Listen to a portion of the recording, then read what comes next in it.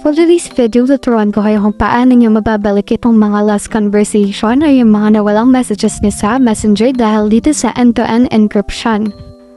So makikita nyo dito, nagre-reklamo ko dun sa kapatid ko kasi ginawala yung mga messages ko, yung ibang mga messages, mga old conversation kahit hindi pa naman 90 days. So ganito yung lumalabas, so end-to-end encrypted, wala na yung mga dating messages.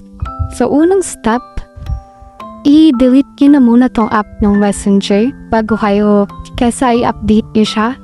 And then, mag-download kayo ng panibago. And then, after ma-download, open nyo na. And mag-login kayo ulit. And click nyo yung save. Then, allow. And makikita nyo dito yung conversation. Nandito na ulit siya. And may end-to-end encryption. Sureness dito sa baba, pero nandito pa rin yung mga dating conversation. So, ganun lang yung gagawin nyo guys. That's it for today's video. Thank you for watching.